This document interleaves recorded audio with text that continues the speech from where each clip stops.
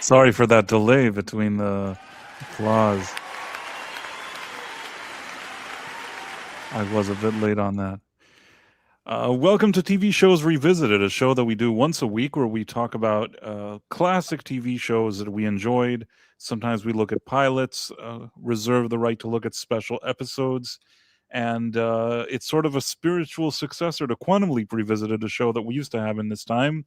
And as always, I'm Price of Reason. With me is a wonderful panel of gentlemen. First of all, we have Script Doctor, who is the host of Scripts on Saturday. And he is a veteran screenwriter. He has his own Patreon where he teaches screenwriting, also has industry experience. And on his show, he dissects and analyzes screenplays with guests that are being considered by big studios. How's it going, Script? It's going pretty well. Happy to be here tonight. I took a nap, so I'd be a bit more alert for this week's episode.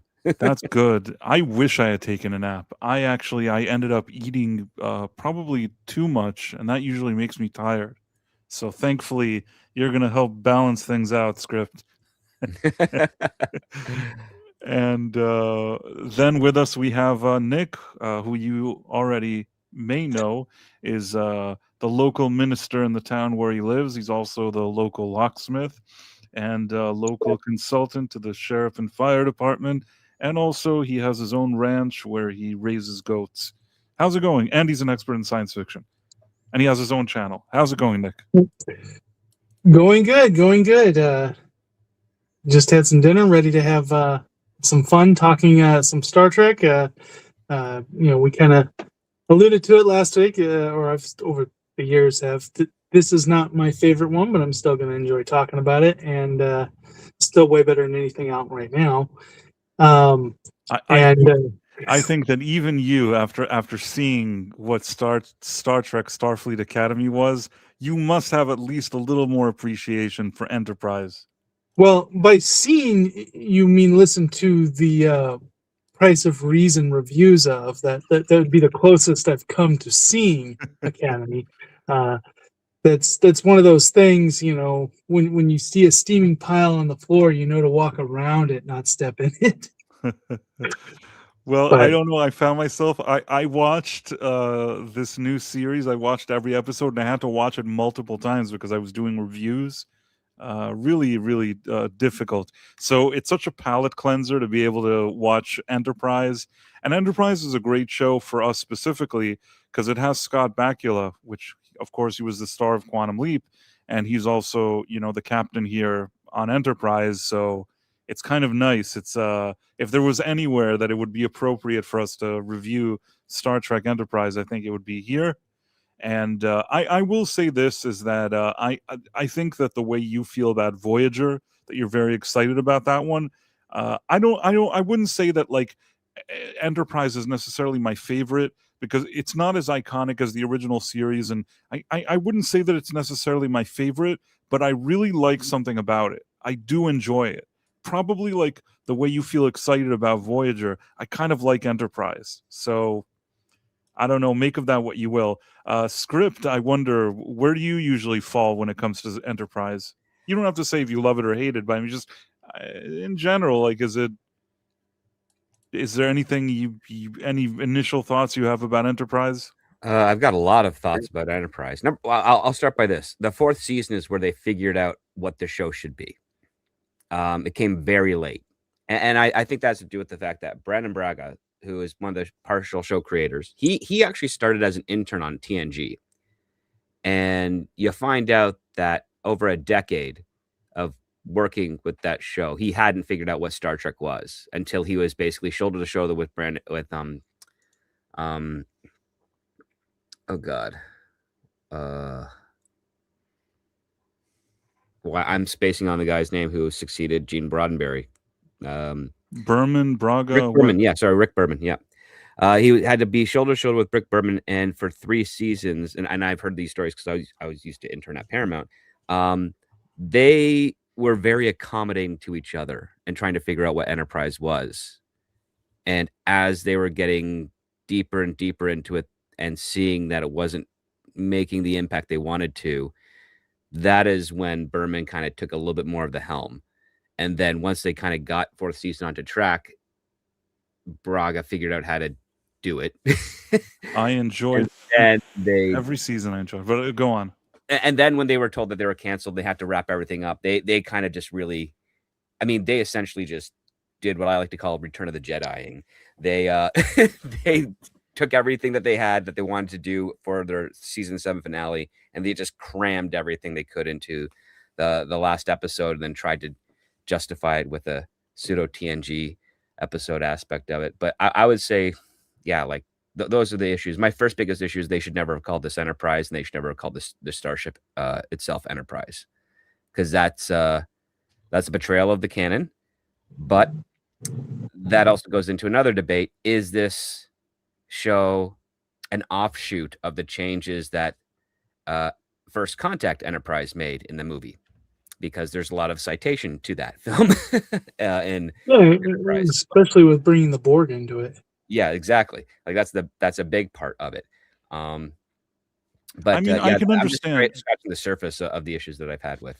There are issues that I can respect, and I know I can think of one that, let's say, and I think me and Nick have talked about it before. When you look at the original series, and this is supposed to be a prequel to that, just the way their ship looks and things on that ship look far more advanced than what you would see later, I guess. So there's something about it that if you really want to stay true to like canon, it sort of isn't 100% true, and I respect that. So I think that Nick once told me something like that, and I respected what he told me. At the same time, I'll be darned if I don't like this cast and just the overall. There's things I enjoy about this show. We talk a lot about these new Treks that they don't respect lore and whatever, but they just they go out of their way to take a dump on lore like in a very disrespectful way, and they don't want to even do good storytelling or anything, and the casting and the characters are bad. Here I think that there are silver linings and things to enjoy here, but I could respect if people feel that it strays from canon or things like that. So I'm not dismissing those feelings, but at the same time, kind of enjoy that show. Well, I would say before, I just want to say quickly, Mary White has gifted 20 Price of Reason Live memberships. Mary White is a moderator here, and that is very, very kind of you, Mary. Thank you. Great to see you here. I feel like for a minute, maybe there was a minute that I didn't see you, at least the last maybe a week or something. I felt like I didn't see her, but now she's back and better than ever. Thanks for the 20 Price of Reason Live memberships. We also have Mur Rockstra, who's been a member for 18 months. Mur Rockstra also is a guy that you can see a lot here hanging out. Always great to see him. And the Real Headcase, who also pops in here pretty regularly, member for 2 months. So all of that is great. And Dutch Gradient, another friend of the channel, gifted 10 Price of Reason Live memberships. So really awesome, really great start to, and we're just getting started. Thank you, very kind of you. Ron Donofero says we need Jill. I think Jill, she has a lot of stuff going on in the evenings, and I'm just reading it. She sent me a note right now that she wouldn't make it in time. In any case, she always, especially, first of all, even when we don't do Star Trek, the door is always open for Jill here, because I like her, and she's always welcome. But she has a lot of stuff going on in the evenings, so she tries to make it when she can. And as you were saying it, Ron, I just saw that she wasn't going to make it. But we may still have surprises here. Maybe some people will pop in. I will let her know that she was missed on the stream. Maybe somehow she'll make it to one of the future ones. In any case, what is it that we... So to what you were saying, Price, that is a danger. I mean, they're having that problem with Strange New Worlds. Anytime you do a prequel show to the original series and the technology looks better, that's going to be an issue you're going to have. This show did do eventually a funny thing when they kind of had the Mirror Universe episode and they bring in the Enterprise from TOS or no, not the Enterprise, but a ship from TOS era. And it looks like the TOS era, but they're acting like, wow, this technology is so advanced. So, but my issues with the show overall more stem from the Vulcans, the the writing they give for Captain Archer. I love this cast. I for the most part, I think the show is brilliantly cast. I do think in the fourth, even a little bit in the third, but the fourth season, it does start to show some promise. And I'm sure if this went 7 seasons, I might feel more fondly of it. But for me, this hit right at a time I had, already completely disowned Star Wars at this point when the show was out. And so, and the audience probably doesn't know, but like I walked out of mid movie of Revenge of the Sith, threw all my stuff away. I went hard, and I went hard as a Trek fan. And anytime I was obnoxious, I was a obnoxious teen at that time, and or well, by the time this was out, I'm not a teen anymore. But I would think that you'd have more faith of the heart. yeah. So, but like anybody who approached me that like, oh, Star Wars, I'm like, oh no, Star Wars is for fake nerds. Star Trek's the real nerdy show, and I was obnoxious that way at that age. And this show came out and really was the first time, like I up until that point, none of the Star Trek shows had offended me in any way as far as canon, the way they're portraying the crew. I think offended is a strong word, but I understand. Well, go on. You say that, but after every episode, this is before Twitter and all that, going in to forums and just like the discourse is with Star Trek, Star Wars, all that stuff now, we were that harsh on this show, on forums, every episode, just ranting and complaining. And can you believe it was this? You can believe it was that.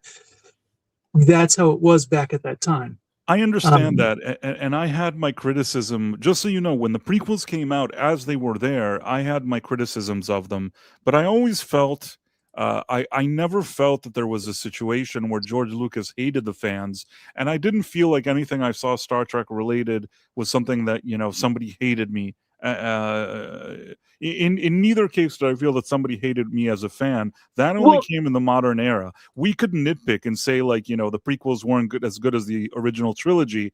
I think that most people in the world would agree. So the only person from this show that I ever interacted with in the forums was Terry Metalis back then. So it just wasn't. You didn't have directors and actors communicating with the fans that way at this time. So we have from Dutch Grady and $5. Hail panel. Several days ago, I took a water polo class in college, so I loved Archer's interest in it, but this show does poop all over canon. And again, for me, there's a few things that I really like about the show. First of all, Scott Bakula in the lead is already like, you're getting points for me.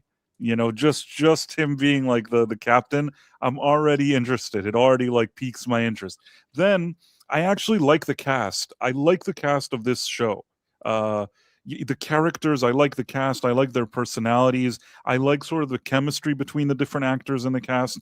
Now, I agree with you. There's things, even what Dutch Gradient said, and even when you said to me, I can see where somebody would say that it's not like 100% in tune with canon, but the more kind of adventure-seeking person and fun-seeking guy that I am, I am willing to let a lot of things slide in that show. But it was nice that I got to now watch, especially after I watched like some of these new modern Trek, that I got to watch the pilot this week again, to try to sort of see how I feel about it.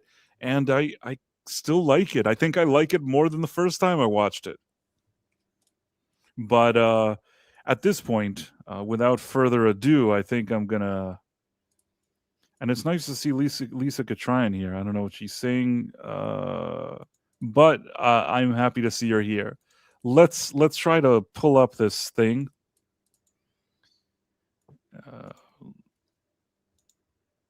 And the good news is that for a while now, I won't have any more reviews to do for what's it's called, for Starfleet Academy.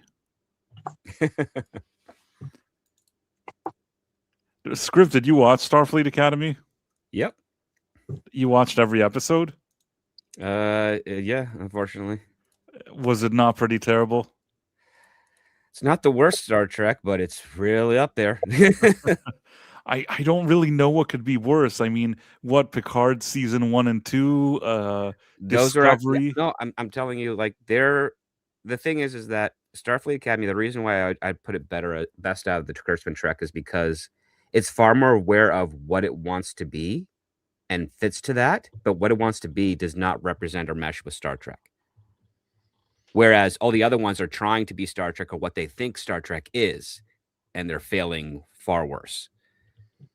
I don't know, man. This is pretty bad. But well, no, you're looking at it through the lens of what is Star Trek, and I'm telling you, these guys wanted to make a school show, and they made a school show. It's bad, but it is definitively a school show. Even as a school show, it doesn't mesh with Star Trek, though. But whereas Discovery is trying to be a prequel that is trying to say it's Star Trek, and it's nothing of Star Trek at all. Strange New Worlds is trying to be a prequel to the original series, and it doesn't match anything in the original series at all. It rewrites the Gorn to be the alien xenomorph. It also has it contradicts the essence of Pike himself, who stated that he was uncomfortable with women on his bridge, with the exception of number 1, and he is surrounded by women on his bridge. He doesn't act like that, Pike, either. But I will say this regarding, and this is my one comment, we'll move on to Enterprise. When it comes to Starfleet Academy, if they wanted to do a show about a school, if they wanted to do a teeny drama, even that is poorly made. Meaning, people laugh and say, oh, it's like, 90210 in space. I'll tell you something, 90210, at least the one in the 90s, you may like or may not like that show, but that show knew what it wanted to be. It built the characters it had, especially in the earlier seasons. There were actual arcs that, characters sort of changed, relationships happened. It's not that I'm saying that, like, I wanted Star Trek to be 90210, but I'm saying that show at least knew what it was doing when it comes to the storytelling of its own characters. You could criticize if you like that style or that kind of teeny drama, but it knew what it was doing in that field. Star Trek, it doesn't function, Starfleet Academy, as a sci-fi show, but in my opinion, it also doesn't really function as a teen drama because it just doesn't do it well enough. Oh, no, it does teen dramas exactly well. It's very hokey and cheesy and bad. Like, that's exactly what it does. Go back and watch, like, the original, like, few seasons of 90210 from the 90s. I promise you that the storytelling and the writing of the characters is going to be more solid. Well, no, that's different. You said, is it trying to be teeny drama? And I'm like, yes, it's definitely doing, and it's also of its current era of teeny drama. It hits exactly the points that teenagers, the small demographic that watch television shows, hits and likes. It hits that. It is in sync with that. It is horrible, but it is in sync with that. I get what you're saying, but I don't think anybody I'm trying to think of a contemporary. I could be wrong on this, but sadly. Anyhow, I don't think any of the kids on, say, iCarly, I don't think they're swallowing their student badges. No. Again, that's different. Well, actually, I don't know. iCarly and all of those Nickelodeon shows, they are retarded kids there. They're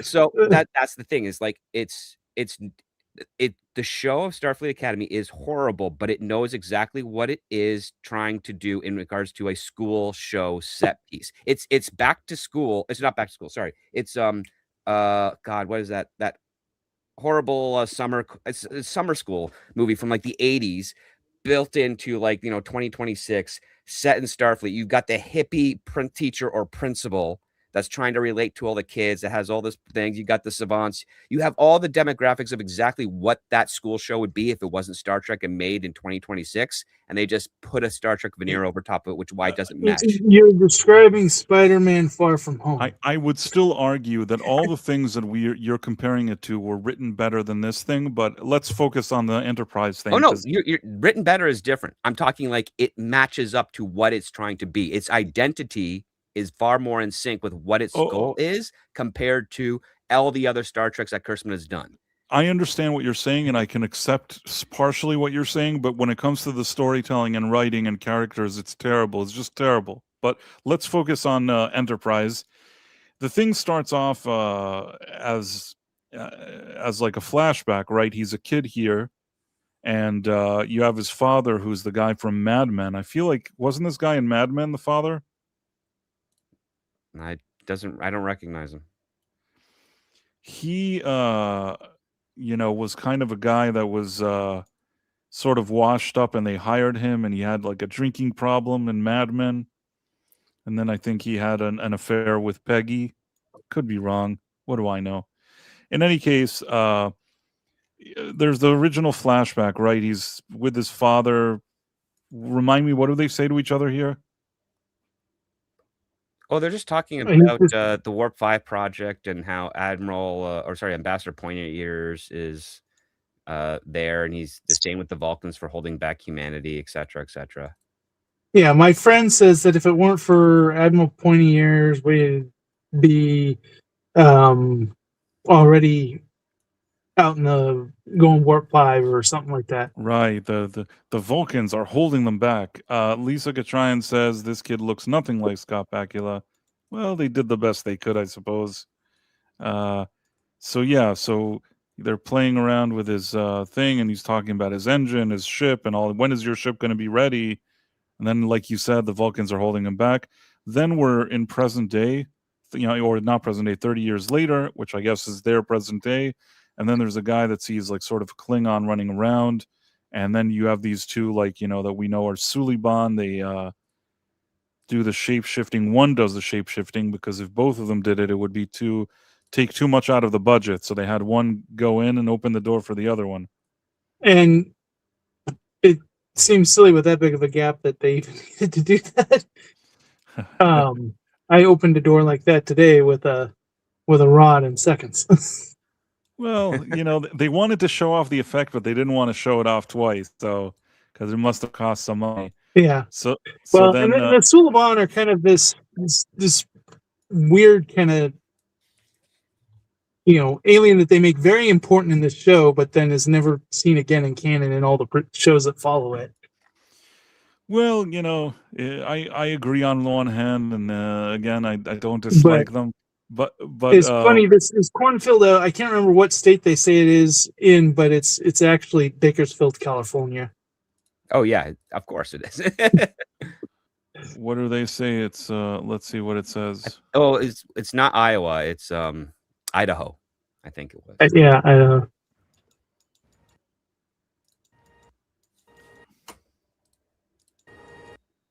Oh wait, I have to. You keep forgetting to mute. There we go. I just want to see Oklahoma. There we go. Well, we were close enough. In any case, Bakersfield is kind of the Oklahoma of California. And then, okay, so there's this big explosion, and then you have the Klingon. I kind of like all of this. I don't know. It's a nice, like, interesting opening, a little bit of mystery. But no, I think it's. What'd you say? I think it's good. I like the whole thing with the Klingon and going down there and that he shoots the Klingon. And then, unfortunately, you have that song. I really acts like a rifle, but shoots energy shots. I don't understand why I understand what they were trying to do, but I actually don't think they should have used this song. I've said many times that I think this show would have performed better if it had like a kind of Space the Final Frontier with, narration and have some like, more traditional music. This whole Faith of the Heart thing has always been weird. It's really hard, even though I'm one of the people that do like the show. The song, like at best, I can say you get used to the fact that the song is there, but I don't So really like the song. for all my gripes of the show, I love the song. I think it's great. We've had multiple shows. I know a lot of people were upset with Deep Space Nine and Voyager for not having the Final Frontier speech in it. But I look at this as a prequel. This is like the journey up to Star Trek. So I don't know. I feel like the songs. I like the visual. appropriate. The visuals of what you see of like how it leads up to it, that they're trying to bridge between our time and Star Trek. I like that idea and I like the visuals. I just really wish that there was something more official. The Faith of the Well, Heart thing. They did change it to orchestra only. I'm not sure that you've said that to me before, but I think that they just changed the way he Yeah, the last sings it. season is orchestra only. Yeah, but it's well, it's only for No, the no, credits, not the opening title. I'm pretty sure the final season they got rid of the lyrics. They did. I not. don't think so. The lyrics. I think They the did not. lyrics are there I forever. watched the Forge yesterday. It's right there on the DVD and on the Blu-ray. But still there. yeah, on that. But I vaguely because there was a lot of fan backlash, and I thought the final season that was something that people thought that they had succeeded because they got them. They were airing it without it. No, I don't know. I don't remember that.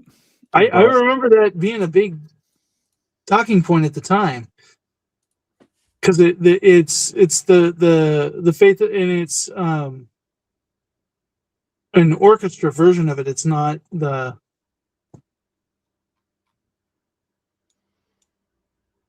I'll have to go do some research on it. Well, I guess let me. So I don't remember that happening, but I don't know. Let's go on.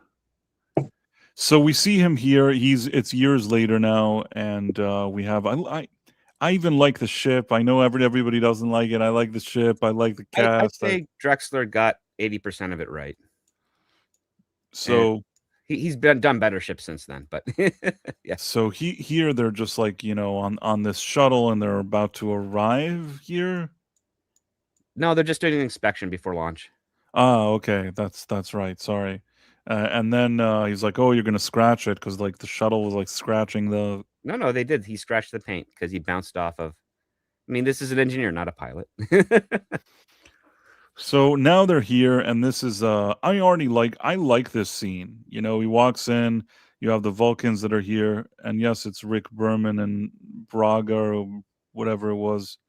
So the Vulcans are here, and they've been holding everybody back apparently. And then there's a Klingon here, and they're saying, well, it's best to let him die because in his culture, that's like an honorable thing to do. So they're almost like they want to pull the plug on him so that he dies. And Scott Bakula, like Archer, is like, no, we can't do that. That's unethical. And then we meet like T'Pol for the first time. Which is kind of a weird thing because by our modern day standards of what ethics is, if somebody is on life support, they can put that they don't want to be. And yeah, Hey, so Professor, how long have you been here?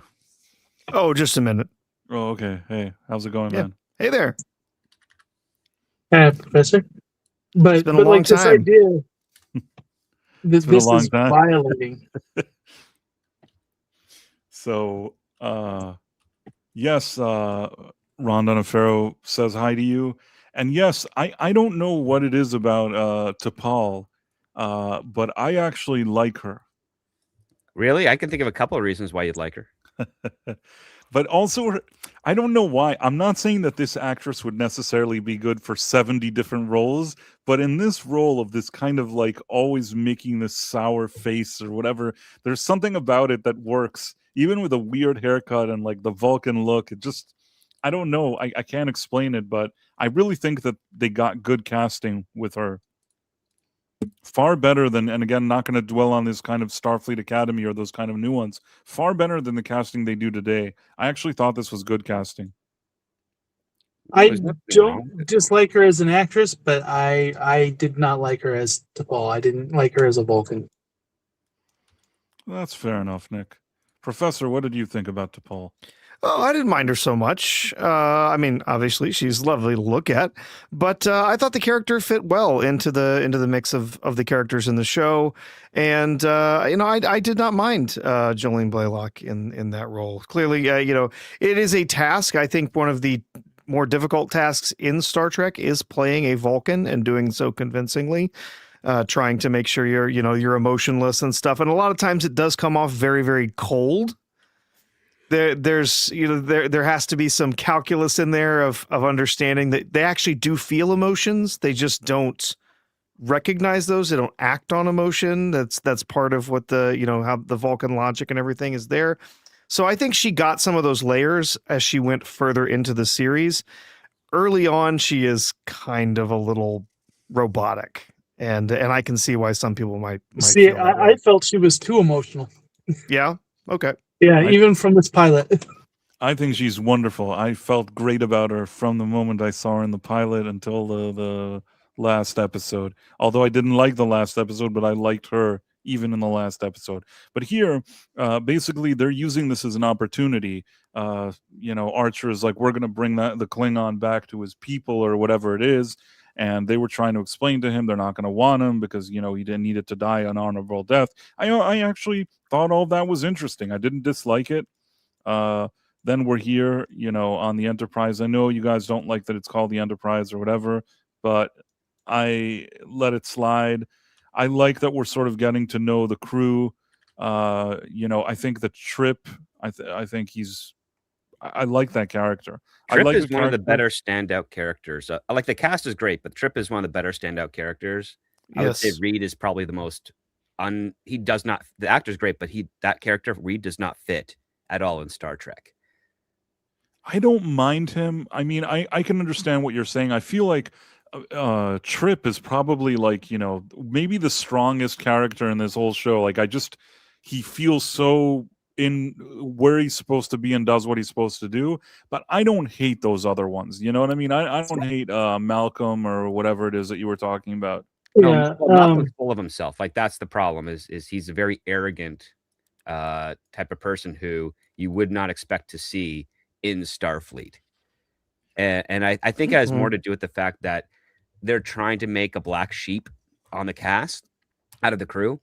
And Dominic Keating, who plays Malcolm, is a pretty good actor, but I don't think he was given any type of information onto how to do this into a way where you can understand, number one, his point of view and see him as someone important, because they always kind of keep pushing him as a character that he's always got to be at arm's reach out of everybody, even the audience. Like at the audience, you don't get to know much of anything about him. And they got so desperate realizing that they had a flaw with his character, they had to bring in Section 31 and associate it to him in order to make him interesting. Right. See, and to me, he's the character probably after Trip. I think Malcolm's my second favorite character on this show. I feel like though that they're trying a little hard to kind of give him, because he's British, to give him British humor and kind of be that like kind of stuffy character, but that always gets deflated kind of. Well, they're talking about just to recap, I think they're talking about like how that's going to have like Warp 5 or something, or what are they getting excited about? Engine, so it's the fastest ship that humanity has ever been able to make. Right. So at the time, like, Warp 5 is a big deal. This is Oshi, and he initially, I guess, he talked to her, Archer, about joining, but she needed 3 more weeks because she was giving this course. But then he like plays the Klingon tape for her. They were set to go in 3 weeks, so they're bumping it up. That's why the ship's not even finished being built. I don't mind Oshi. I like her. What's wrong with Hoshi? No, I'm saying nothing's wrong. I like her. Okay, yeah, I like that. Yeah, she's perfectly fine. Yeah. I relatively speaking, look at the cast for this show and look at like, Kurtzman Trek. I don't want to start dwelling on which one, but I'm saying like this, in my opinion, for the most part, you could say that maybe some of the characters could have had better writing, or the character could have been developed better, or whatever it is, or maybe early seasons they don't always know what to do with them. But overall, just as a foundation, I think the cast of Enterprise is solid. I really like these, a lot of the reason why I enjoy the show is because I like this cast and I like the interaction between them. Well, yeah, there's nothing wrong with the cast of actors themselves. These are professional actors. They're not children. And they Or social essentially, media stars. yeah, they're making her, similar role to her, but they're letting us actually see her do the job more. So that's nice. There was an interesting story that Garrett Wayne said that I guess right as the show was coming out or being produced, that there was high tensions with China, and so for whatever reason he felt the need to go in and speak with them and say, hey, you should make this character Chinese so that it'll be inspirational in the way Trek is. And they're like, well, we've already got a Chinese character in Trek, and that's you. Yeah. He's like, no, I'm Korean. Yeah. The name Kim isn't Chinese. And they're like, and he says, suddenly all of the Chinese proverbs they had me say on Voyager made so much more sense. Yes. I didn't realize that Kim wasn't a Chinese name. That's funny. I believe it too. Dutch Gradient, $2. Face of the Heart is horrible as a theme song. It's always when I heard it, I thought it sure sounds like an annoying Rod Stewart song, and then later it turns out that I think it is a Rod Stewart song. I think that the original version is like Rod Stewart singing it. It's a Rod Stewart sound alike because they couldn't afford him. Right, they couldn't afford him. Yeah.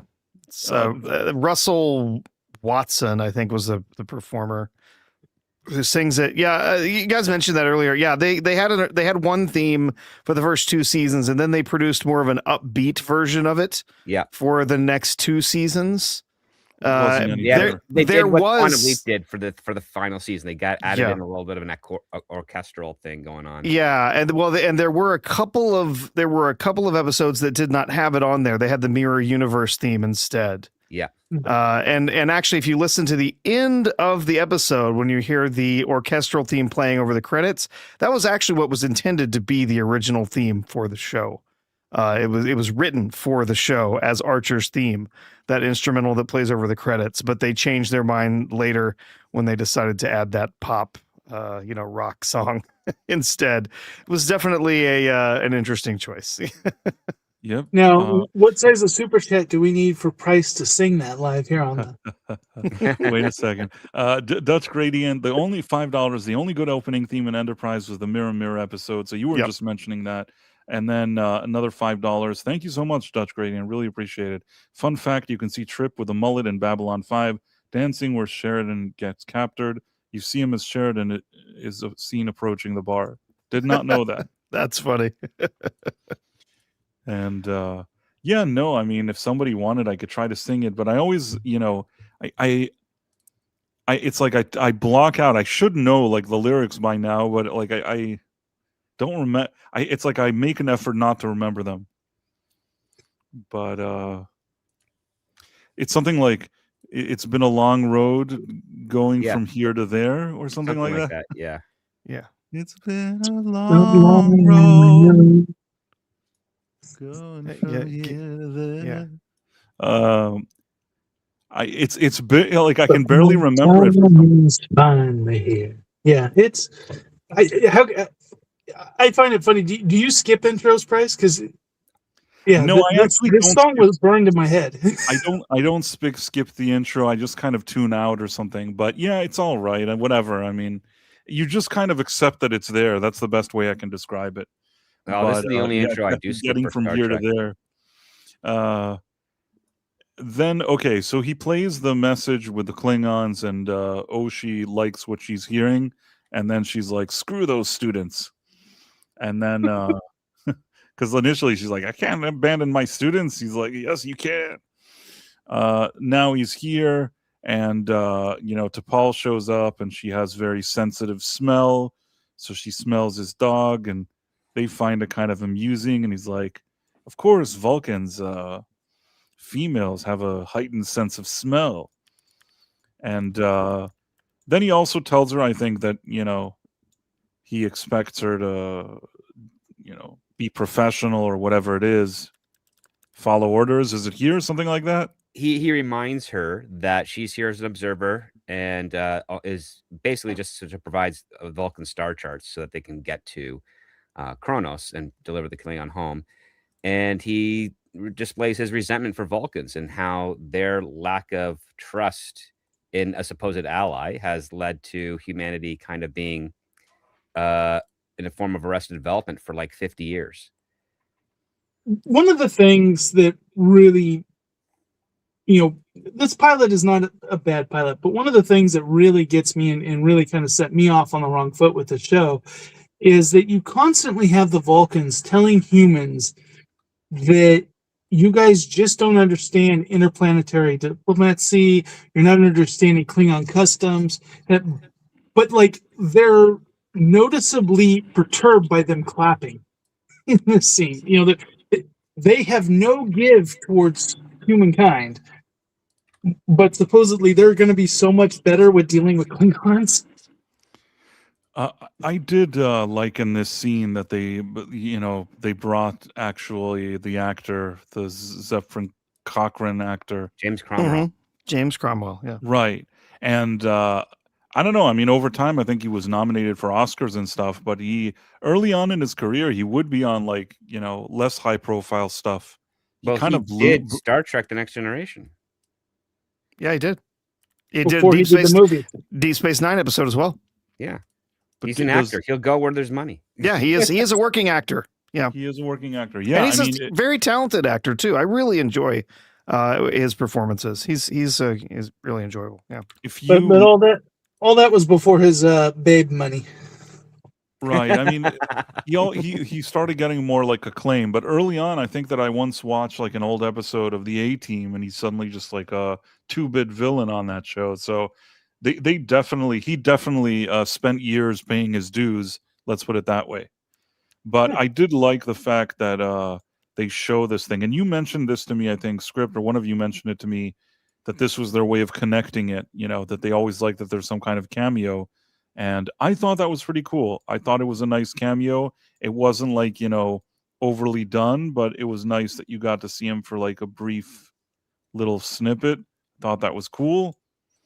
And then again, he has this like flashback with his father, because his father couldn't do this, so and also the guy that's hosting this event, he's like, oh, there's nothing more appropriate than like the son of whatever archer now doing it. That's what you want to hear in your Star Trek show. Yeah, it's like he's our nepo baby. Look, we just brought him here. But Right, and his whole like chip on his shoulder that like his dad wasn't allowed to do this because of Vulcans. It was a very weak way to kind of for the captain's backstory. But what's interesting is that this is a scene where the Suliban talks to a mysterious figure. I like this whole thing where they're kind of with the mysterious figure and like the way they did it. I don't know why I like it, and I also think it's interesting. Apparently, I've read throughout the years, I don't know which one of the people involved in this has said it, that they were at least considering making this mystery figure be Archer. Yes. That would have Yes. been very interesting. I thought it was Romulan. Yeah, there were numerous mentions that the final plan was that this was a future version of Archer, who was actually had made this pact with the Suliban and was sending this technology and stuff back in time in order to undo a mistake that he made in the stuff that was going on with the Enterprise. So. Yeah. Messing with time, trying to fix things. So that was the whole time travel thing introducing that in like as a cornerstone of the show early on, just I had a visceral hate reaction to it because anytime you introduce time travel, you're basically just saying none of this matters because anything can change at any minute because there's time travel.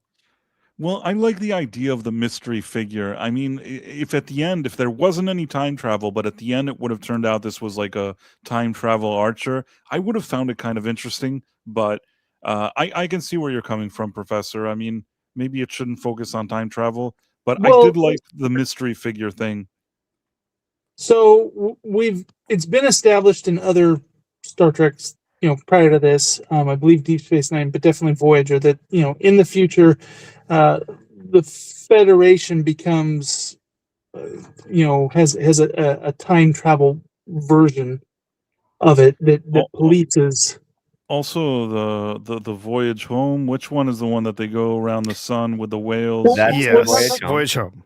Yeah, but that's just the existence of time. There's been lots of time travel throughout Star Trek, but I mean, it was in the original series, an agency that actually would be time ships. That is a concept that's fleshed out in Voyager a little bit, of showing that's in the distant future, but that would be beyond Archer's time. Like a temporal time war would be beyond everything that we've seen so far. So yeah, to have it be Archer, I don't think would really make sense. I know that there was an implication that this was a future potential war between the Romulans and trying to destabilize the Klingon and Federation, because they would be their primary threats in the future. Mm-hmm. Yeah, in Deep Space Nine, they simply introduced a group that was referred to as the Department of Temporal Investigations. Their job in current day Star Trek then was simply investigating any kind of time travel stuff that might have happened.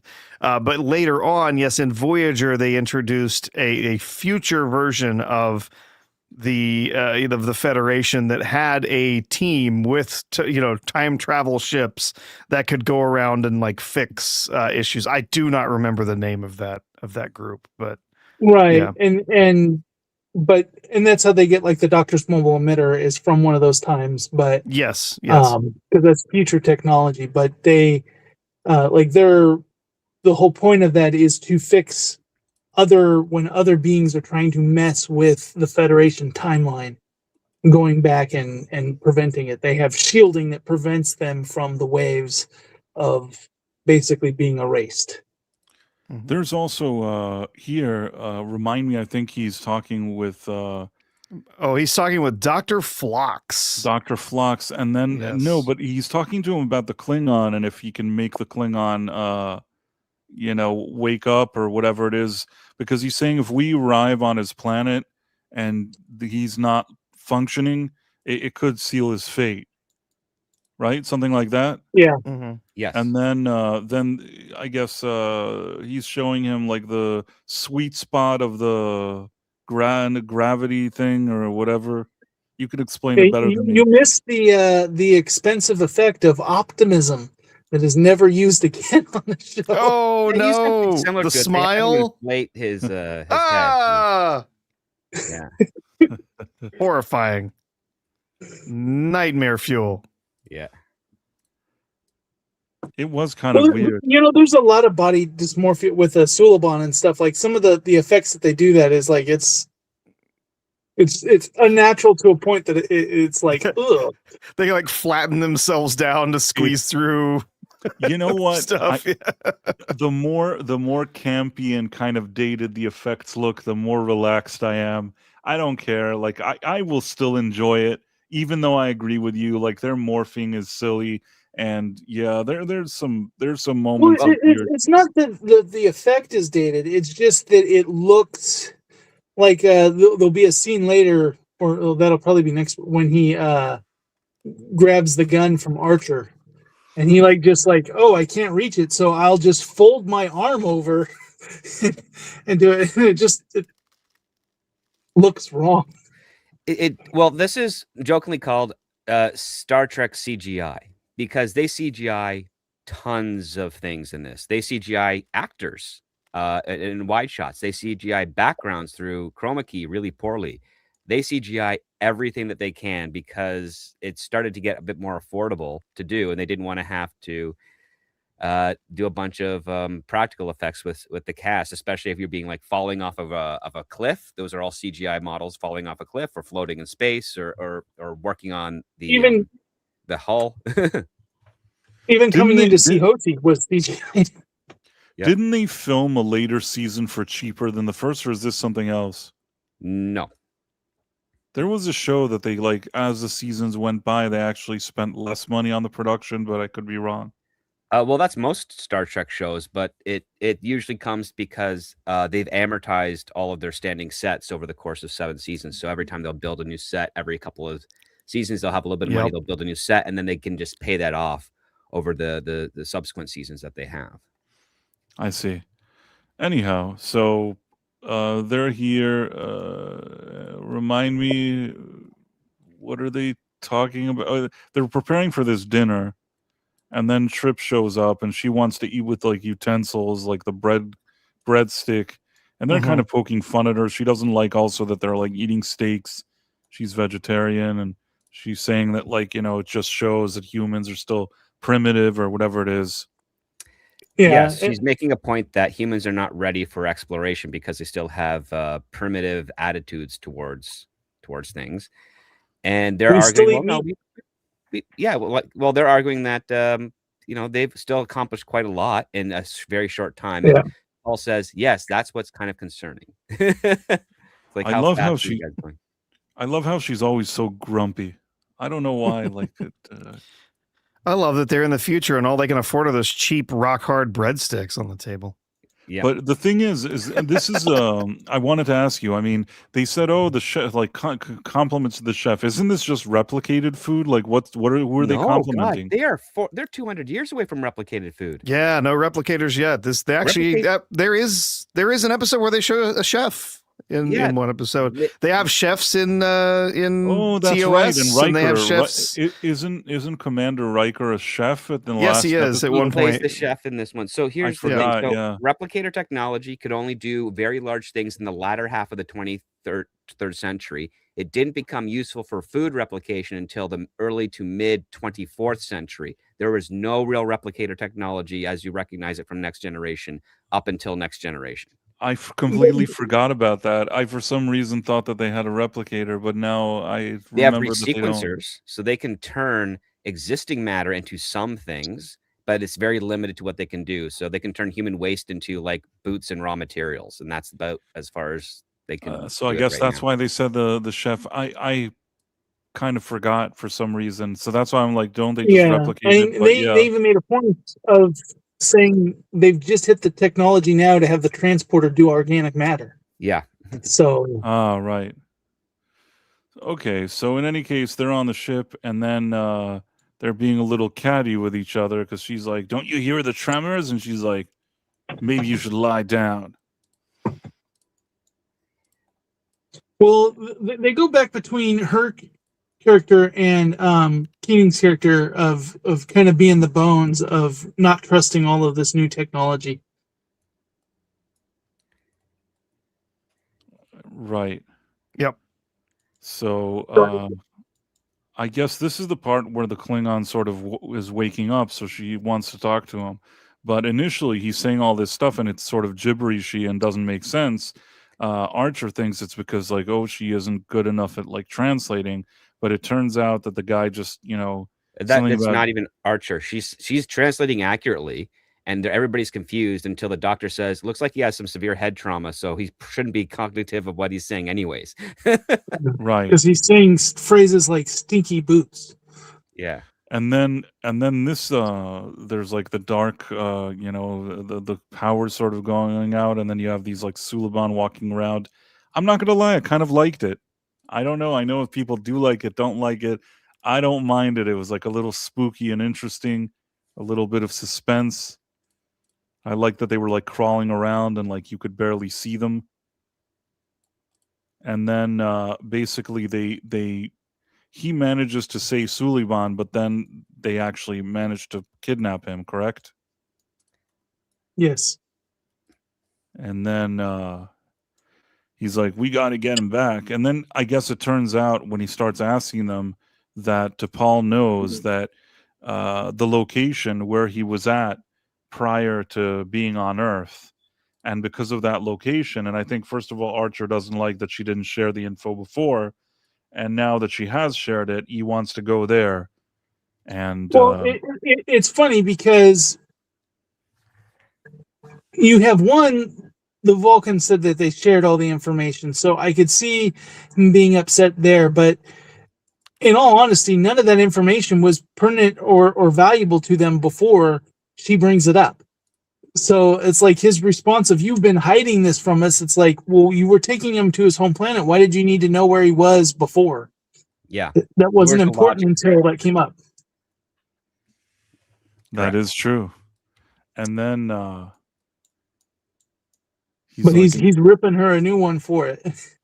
she's kind of also talking back to him on the bridge, which she should never do. You know, she said that she would, respect his position as captain. She shouldn't be even mildly doubting him in front of his crew. Oh, no. She's a Vulcan. She's entirely within her right to doubt because she's not under his command. She's a guest here. And common practice, especially when you have visitors or diplomats on a starship, is that they're not under the authority of the captain. They are there under their own auspices or the auspices of their government, which in this case is the Vulcan High Command. But moving forward on this show, isn't she working under him once she's stationed here? No, not until season 3 or 4, where she resigns her commission and joins Starfleet.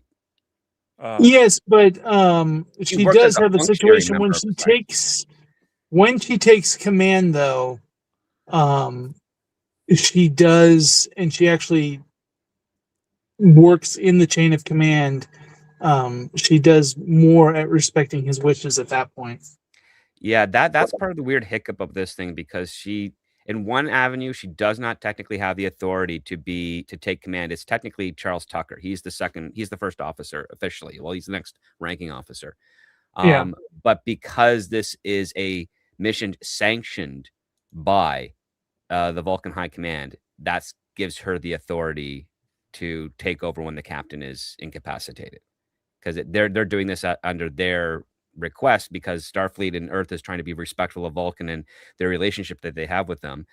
And then the resolution that we know is basically because they succeeded with their mission, Starfleet has said, okay, so we did our mission now, and you know what, we're going to let T'Pol go back to her ship, and we're just going to go about our ways because we think we can do that. And that's where we get Archer saying, you know what, if you could join my crew a bit more in official capacity, I think we could, work well together.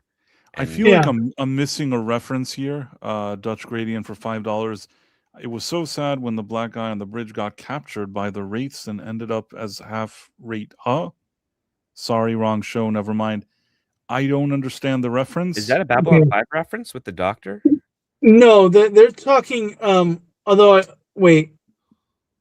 When the black guy, Wraith are from Stargate Atlantis, and Trip, the actor who plays Trip, he played a Wraith that they but they're saying the black but he plays a Wraith that they genetically turn into a human, and it's a very, very well written horror episode as he finds out, because they give him false memories, and they're but Wraith are basically like space vampires. They feed on humans. Suck their life energy out. Wraiths are also in Deep Space Nine, but I don't get the reference either. You're welcome, Dutch Gradient, to explain what that reference is. I'm not 100% sure I got it. But the whole turning a Wraith human, that is like a whole season plot line of Stargate Atlantis. And it's with this actor, but he's one of the actors on Enterprise. So, are you saying that Anthony Montgomery, that plays Travis Mayweather, was on one of these other shows? No, I'm saying the guy who plays Trip, Colin Trenier, he's a villain of a whole season of Stargate. I see. Anyhow, if we are talking about Travis Mayweather, I feel like it's a character that sometimes I feel like they didn't do enough with that character. They did not. No. I feel like there was more they could have done with that. There was something about his family. I haven't watched this in a minute, but there was something about his family that they were like shippers. They shipped They were cargo or They were he grew up. He's space boomers. These are people that transport cargo from planet to planet. Yeah. And it takes Right. years for them to do so. Yeah, so he's Yeah. homeschooled in space. Yeah. Yeah. He's a space trucker. But he's also learned more about the region than most people in Starfleet because of that experience. So, like, he wasn't fast tracked through Starfleet, but when he got of age, like, he joined Starfleet to be a pilot. And, he's clearly a very knowledgeable one. But yeah, a lot of wasted potential, I'd say, with that character.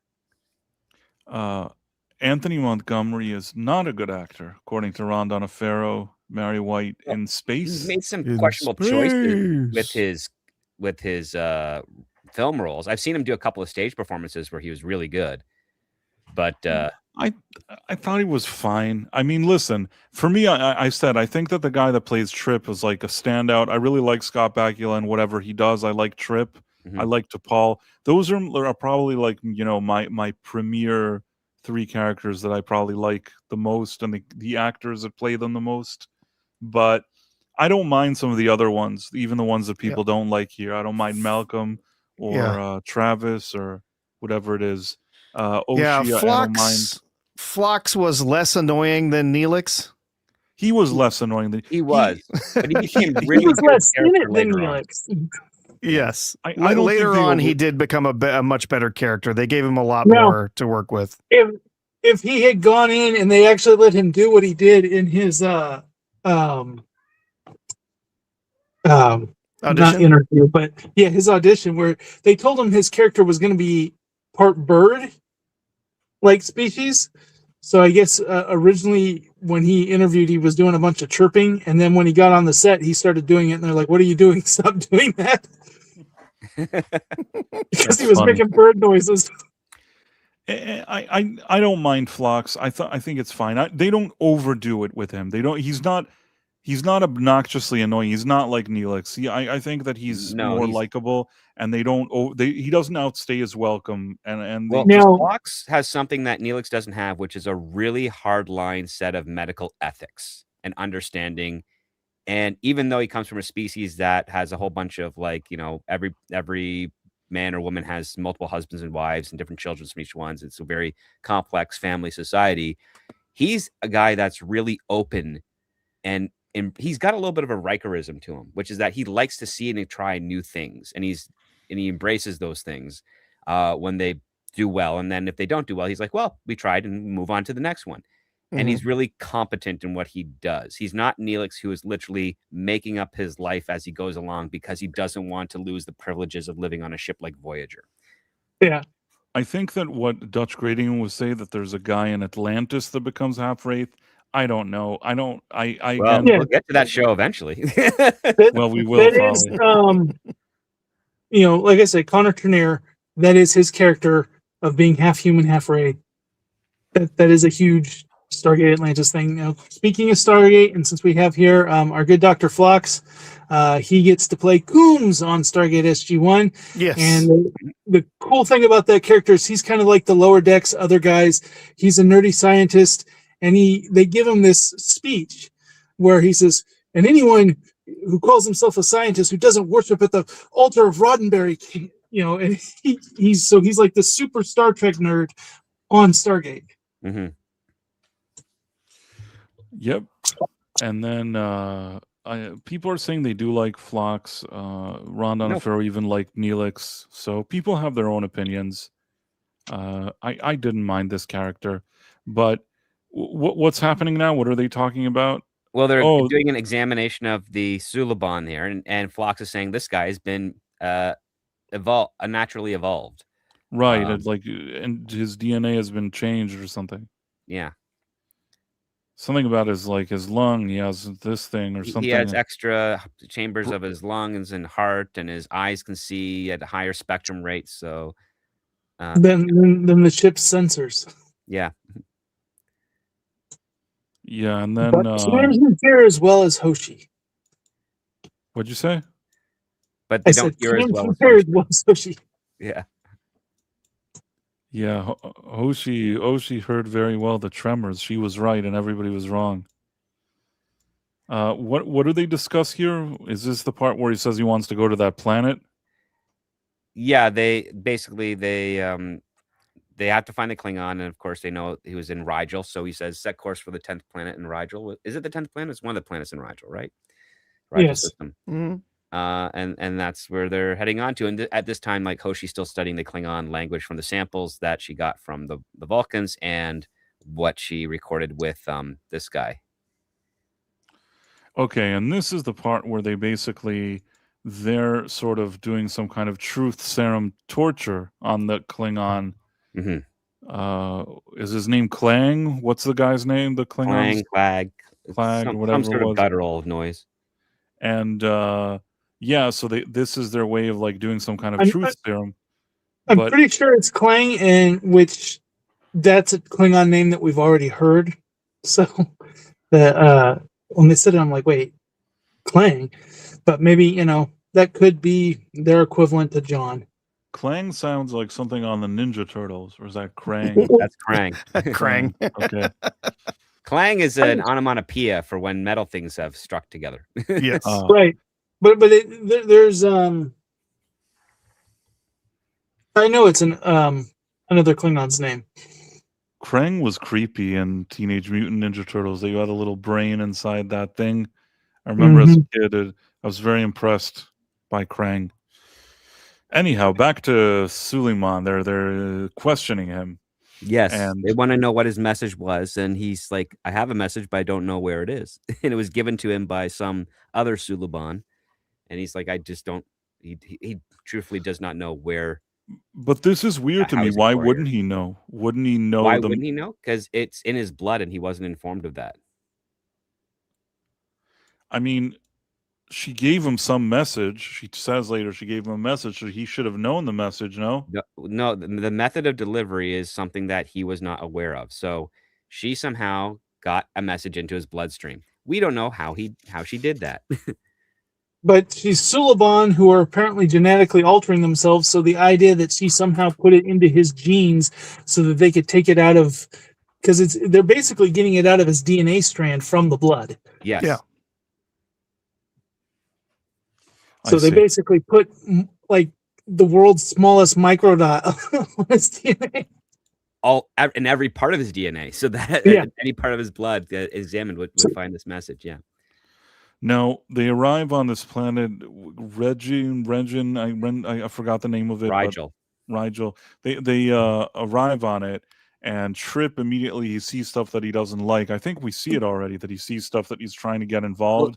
Well, he's with T'Pol, and they're having their little spat as they wander through the place. And while she's negotiating, he sees a kid who looks like he's suffocating because the mother's like giving him what appears to be like oxygen and then taking it off, and he's breathing and whatnot. And this one, I think it comes down to bad direction because he's supposed to be upset because he doesn't understand what's going on.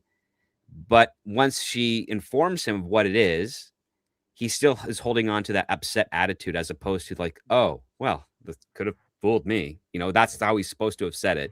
But he wasn't. Well, maybe he's just a stubborn guy. He made guy. it very antagonistic of could have fooled me. Like that's still wrong. Yeah. And it's like, no, like that's exactly the opposite of what that scene is. And I remember, oh God, it must have been like almost a month into it. We were watching the show, and one of the executives for the show was like, "Yeah, this was the only take we had." And we had to hit our deadline. We couldn't go back and reshoot it because it's the wrong performance. Right. Oh, I did not know that. That's some cool insider info script. It's probably not common knowledge, right? You'll find so many. Connor Turnier does a podcast now, and I think he does talk about some of these things.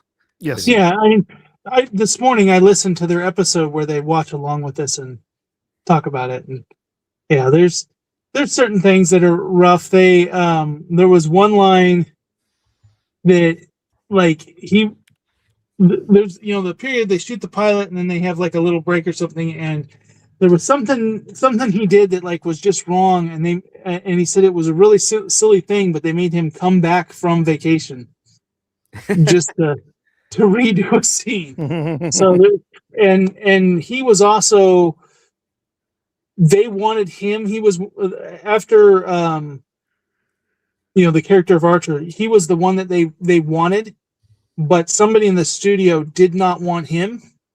They wanted somebody else.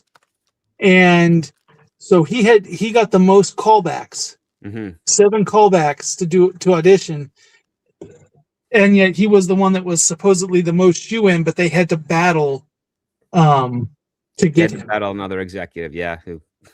It's very similar to what happened to Gates McFadden during the first season. Yeah, interesting. So. Yeah, it didn't bother me. I just thought to myself that he was still kind of overwhelmed by it, and he just didn't really. He was skeptical of what she was saying. He didn't really believe her. Then they're watching these kind of naughty ladies dancing and like doing the lizard thing. And this is kind of funny because you have this character who constantly tries to present himself as proper, and he's being fascinated in this. What these ladies are doing, but at the same time, like he acts like he can't admit it, but yet he's the one that has to be reminded they need to keep moving on. Yeah, he's the ranking officer in that pair between him and Mayweather, and Mayweather has to be the one that's the adult in the room. Again, this is a common thing that that Malcolm Reed is exposed to throughout the series, and it's really why like they just did not get this character. They took a chance, and instead of fixing him, they try to make him like a white version of Geordie LaForge that's also a hypocrite that strikes out with ladies. Well, I feel like this is.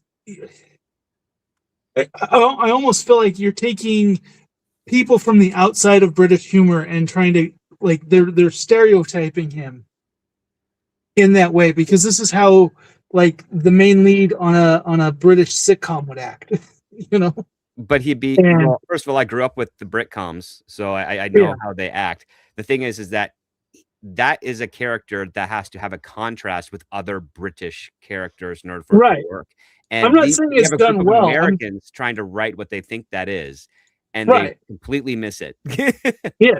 Yes, I'm agreeing with you there. I'm just saying, like that is what you can tell they're trying to go for, and missing. Yeah, it's like if it's like they said, "Oh, I watched that one episode of Are You Being Served? Wouldn't it be funny if we had a Captain Peacock on our bridge?" It's like, yeah, but why are you making him Mr. Humphrey? I still don't mind the character. This is the part with the kid, I guess. That What is she doing? She's weaning him off the thing so he could breathe. What is it? Some weird thing. She's weaning him off to breathe a more common atmosphere, because on their planet these children can only breathe a certain type of a gas. Well, it's the mixture. So she said it's like a higher. Was it nitrogen? I can't remember but one of the gases they have a higher level of on their planet, and they can't breathe a more traditional atmosphere until they're at this age, and so she's working on weaning him. Yeah, I see. And to Paul's like, that's the reason why you humans aren't right for this. And then, like you said, he still looks like he's annoyed. I don't know. It's supposed to be the scene is literally supposed to be him a learning moment and accepting that. And he was told, no. He took an instinct on it, and then no one corrected him, because one of the things I did hear is that the director was not really too attentive. Even if it was like a mistake, I'll tell you that I've met people, especially like arrogant ones, that like won't quickly admit that that they were wrong. I know people like that. Mm-hmm. So it's like he didn't believe her before, he doesn't believe her now. That's what I thought to myself when I watched it. I understand what you're saying, that it was probably that there was a mistake here, but it didn't really impact me in any way, because I just thought, this guy is stubborn. He's like, nope, I'm not wrong. You're wrong. That's how I saw it. Which is funny, because that was more of the trait that Malcolm had, because when we first get introduced to him, what's he saying? Well, he's calm, he's understanding, he's curious. It's like, oh, and now he's not all of a sudden. So then the Suliban, one of them is like following them or hears them or whatever. Yeah, they're Archer in and a Ochi. refinery set somewhere in Northern California, and they decide to he's getting stalked by another set of two sets of Suliban, technically. Archer and Ochi are walking around here, and she's like, "Shouldn't we be walking where there's a lot of people?" He's like, "There's plenty of people here." So he's kind of arrogant too. Well, his scanner is showing that there's plenty of people here. Oh, I thought he meant that he's plenty of people, but nope. He's making a joke that they're being watched. I see. I thought he was being arrogant. I guess I No. totally misread it. This one and the previous scene, I thought that they were just arrogant guys, which I thought was great. This is actually ruining it for me. Like, I like that they're arrogant, but okay.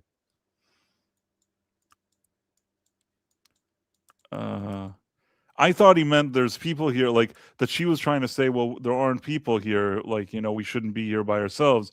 And then he's like, there's people here, like he's talking about himself. Like he's saying, like, I don't need no backup. Like I got my gun here, He's basically giving her a warning, like, we're about to be ambushed. Yeah. That is what's happening here. And then they show up, and this lady who's initially pretty, and kisses him, but then looks like a weirdo.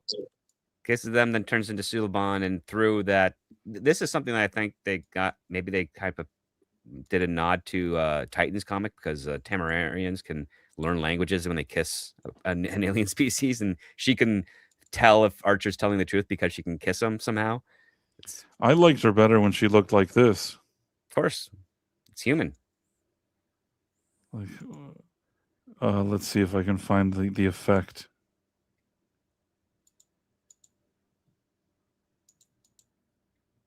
I'm wondering if the effect was any good.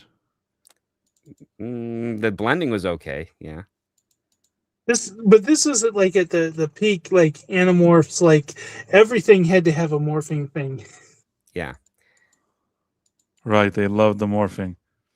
I liked her better as when she looked human. I'll just say that. Well, it saves you on makeup time. Yeah, and it looks like, Archer went from being kind of pleased from that whole situation to being less pleased. It seemed more pleasant when she was human. You catch me a face. What were you gonna say, Nick? I just said you crack me up. It's the things that you focus in on. We watch shows differently, Nick. I don't know. We both. I have. There is a ton of things from this pilot that I hyper focus on. That went by me real quick without a second thought. Here, Gorgeous L. Rex says, I thought Trip looked mad because he knows he was wrong and the Vulcan corrected him. Also a good idea. I didn't have any issue with it. And yeah. In any case, well, they give Trip shares a lot of Archer's frustration with the Vulcans. Yes.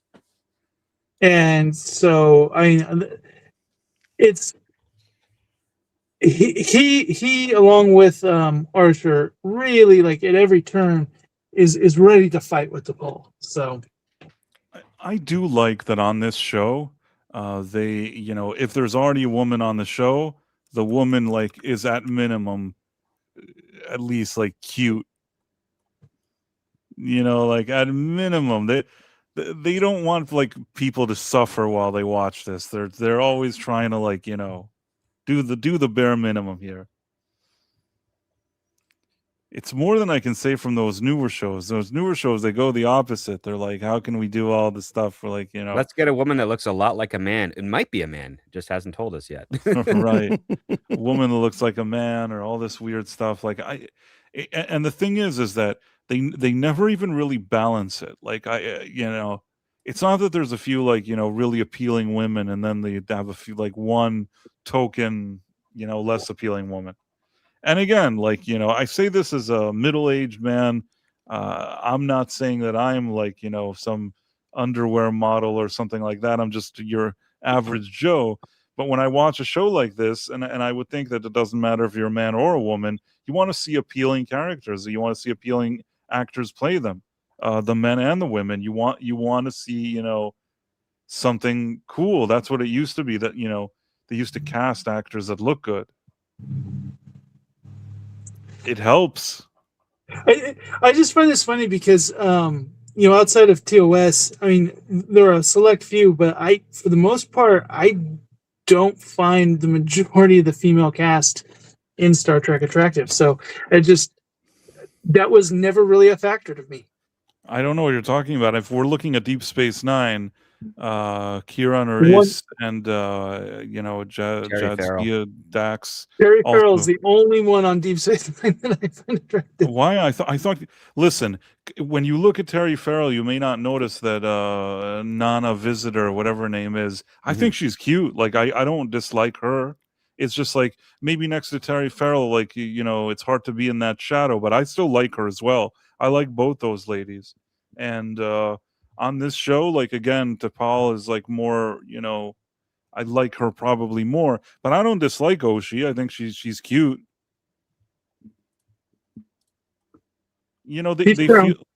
They feel more like women to me than the kind of stuff that they cast these days. I don't know why. I'm not arguing that they don't look like women, but like I've never looked at this show as like a show of like tons of really hot women. Like I get what you're saying about like modern shows and stuff like that. Because it's especially with like when you look at the cast of something like Academy or Discovery, like, but I always thought that the show had good actresses, but that was never. Wait, Matthew Marcillo has something important to say. Uhura beautiful, Troy sexy, Crusher attractive, Kira pretty, Jadzia gorgeous, Ezri cute, Janeway pretty, Seven drop dead gorgeous, all new Starfleet Academy. Well, I don't famously love the ladies, and if you take a look at the pilot, there's there's the cute Ginger who's there, and then you had a Yeoman Rand, and you had like I said after TOS. That's why I gave that disclaimer. Like I didn't So it just there's more focus, on TOS than compared to the Berman era of Trek. Yeah. Lisa Katrin says Price likes looking at the ladies. It's true. It's true. I mean, the thing is that it's not the reason I watch the show, but I don't mind if there's ladies that look nice on the show. I think it adds to the overall vibe. The real Sean Crummell. Sean, you're around. I wish you were on the stream with us. Oshie episodes get annoying sometimes. All right, you're entitled to that opinion. Well, nice to see you in the chat, Sean. I would say that occasionally Hoshi's felt a little OP as far as her ability to listen to a few phrases and suddenly understand some foreign language.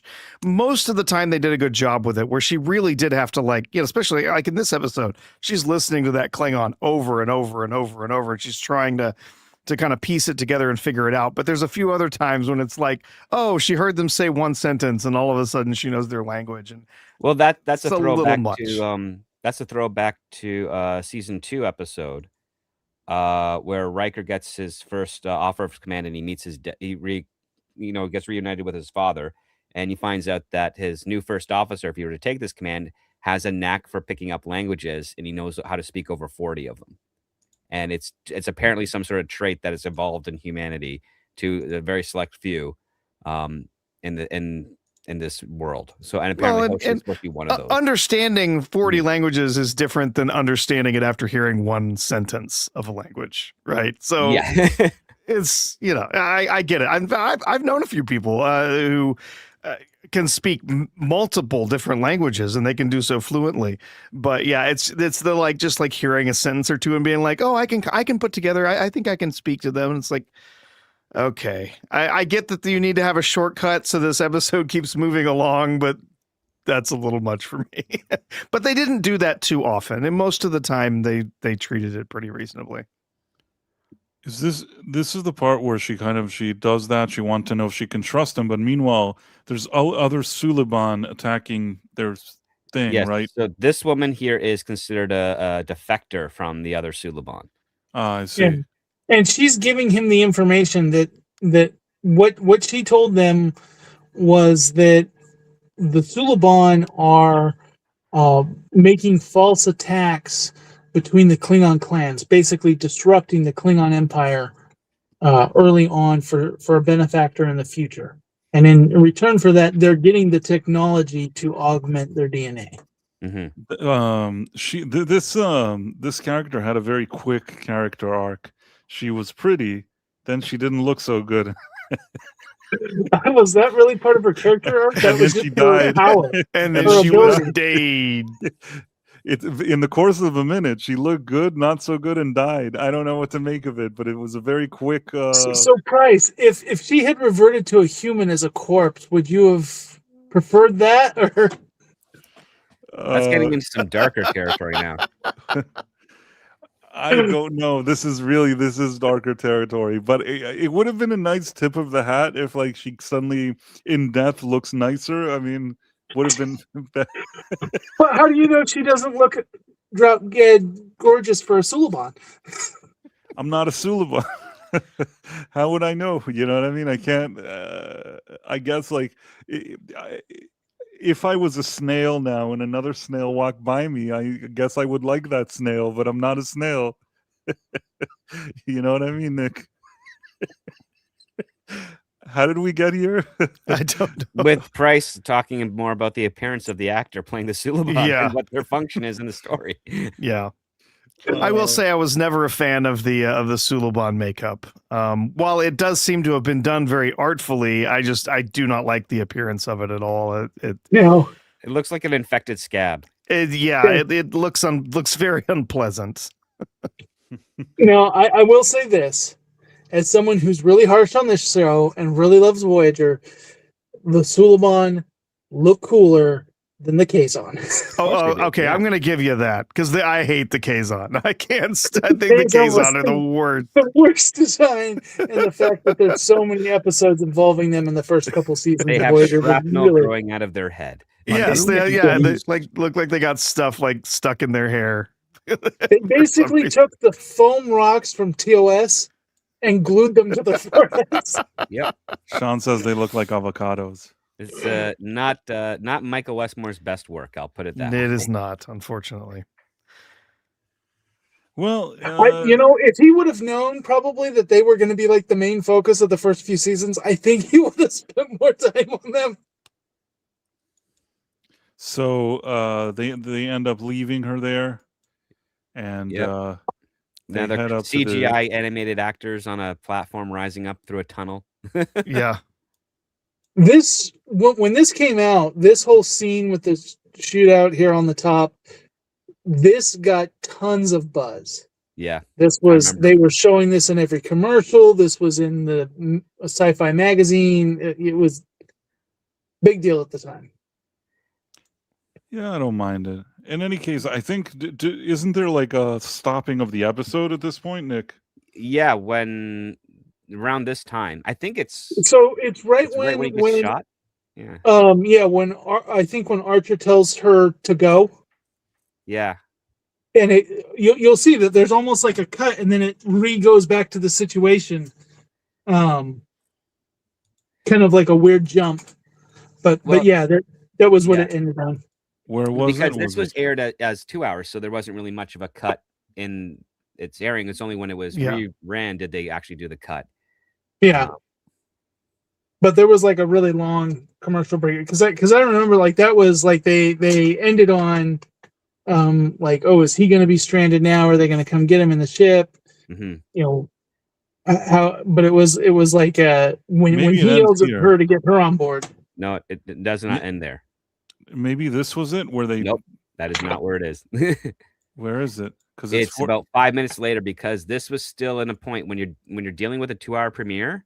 Your first half is actually your longer section, so it's closer to your 50-minute mark.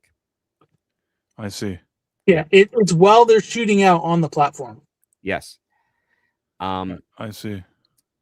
Interesting. So what they usually do on reruns when they dare this is they actually speed it up by like 0.6%, so that it fits the window. Because fun fact, over the course of the 1990s and early 2000s, networks You've now gone farther, guys. Yeah, networks would sell more commercial airtime, which meant you had to have slightly shorter episodes. And for older episodes, you had to speed them up slightly if you were to re-air them in the current framework. So back in the 80s and 90s, you would have a 24-minute episode for a half-hour show, and you'd have about a 52-minute episode or 55-minute episode for an hour-long show, and you'd get anywhere from 5 to 7 minutes of commercial ad time.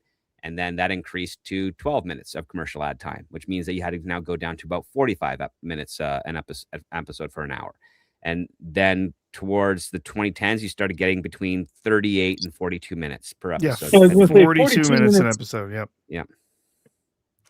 I remember having to reorient my writing to fit a 44-minute show. Yeah. Well, and then also, if you watched anything in syndication, then that wasn't originally designed for syndication, because they had to fit in that extra ad space. There were episodes that would miss a minute or two of something here and there. Yes, they would occasionally speed stuff up if they could, but occasionally they would just cut a scene or two here or there. And so there were some of these that I watched on DVD, for the first time, or after I had seen it dozens of times in syndication, and then went, what? Where did that scene come from? I don't remember this exchange. When was this in the episode? The other thing that they used to do, I'm trying to think of the channel, but I remember like watching stuff, and this was particular. I noticed this with Deep Space Nine, but there was like a show that would run these as reruns during the middle of the day, and they would run the commercials longer, so the episodes didn't stop on the hour. It drove me nuts. Yep. Yeah. Because they put more commercial time. Or affiliates doing that. Well, since we're kind of almost out of time, I'm just going to do some quick shout-outs. We have Marla Sharondoff, Ron Donofero, Muraxtra, Julie Evans, Matthew Marcillo, Lisa Katryan, Michelle Ferry, Corbin Greiner 9879, Malachi D. Wildman, Kit Kat, Dutch Gradient, The Real Headcase, Tom Slick R2U, Tomahawk 511, Not Z3PO, Adam Gray, Phantom Outsider, Lasher 5520, Gorgeous L Rex, or Gorgeous Irex, Roke Boy, The Real Sean Crummel, nice to see you here. Estephobos, also a friend of the channel. Hopefully I got everybody. And then I think that there was, we already saw this. I just thought I didn't see all the super chats. So thank you. And thank you, Dutch Gradient, for your super chats. Thank you for the 20 live gift memberships. Same with Dutch Gradient. Thank you for the 10 Price of Reason Live. Now, you guys should be checking out the channels for Script, Backyard TARDIS, and Professor R2. He's primarily on X. Here, I see that Mary is now sharing these links, so you should check that out. And if you got here from another link that I shared in one of my other social media, this is a channel that you may not be subscribed to yet, so you should make sure you're subscribed to it, because I have a review channel and there's one that has live streams. This is the live stream one. So yeah, I guess very quickly, I mean, in 10 second summaries, and we're going to talk about it next week. As far as the first half goes of this episode script, did you think it was satisfactory? I would just say this: it's always darkest before the dawn, and it was dark, really dark, for about 3 seasons. But this one episode, nah, it's mediocre. Mediocre. Okay. Well, next week when we're kind of seeing how the plot unfolds, you can weigh in more on exactly what you felt didn't work about it. Sure. Nick, does this put anything in a more positive light, or you're still grumpy about the show as you've always been? I'm still grumpy as I've always been, and I still give it the credit on. I mean, visuals. This is a big leap forward. Um, uh, for what could be done on TV, this compared to what was out at the time, it was pretty impressive looking. Dated now, Don't forget the as a compression. lot of that, but you know, I still have the flaws and things like that, but I still like a lot of the actors, and you know, I'm the same way. I've watched everybody with like the Star Wars prequels suddenly love them, and I've watched everybody suddenly love Enterprise. My feelings really haven't changed. I don't disparage anybody that likes the show, though. I get why it has fans. So Professor, what did you think of what we've seen until now? I mean, yeah, if you were talking overall, yeah, I found Enterprise underwhelming. Although on second viewings and stuff, I've actually enjoyed it more than I did originally. As I mentioned, my issues with having time travel as a central part of the plot and whatnot. But as far as the premiere, didn't love it.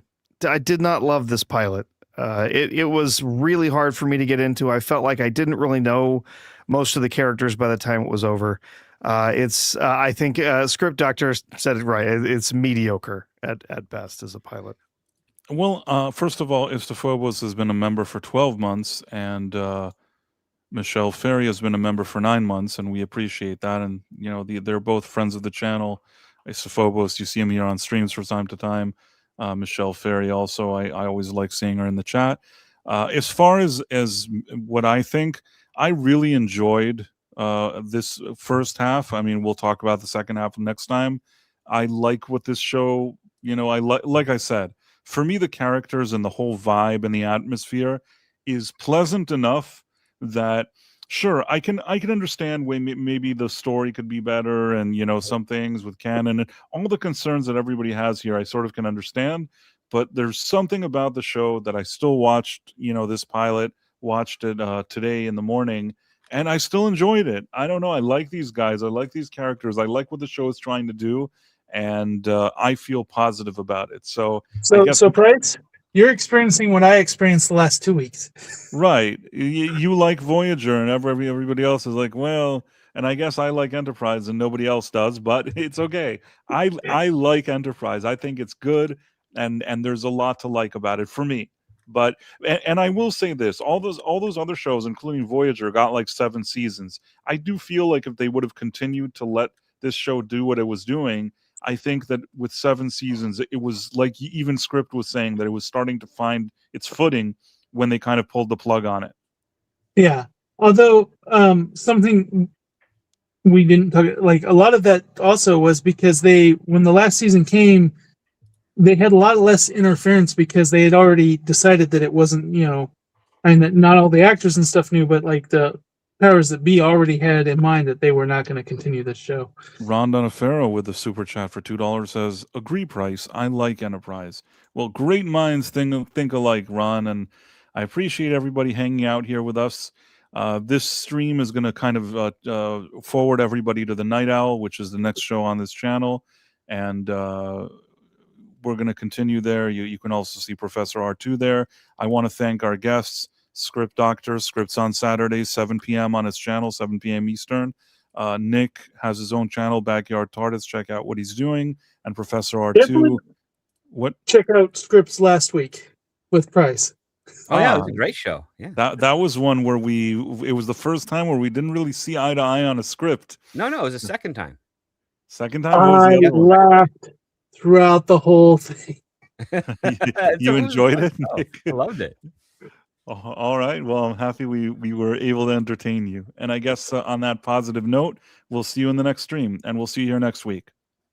Bye. I'm such an awesome guy.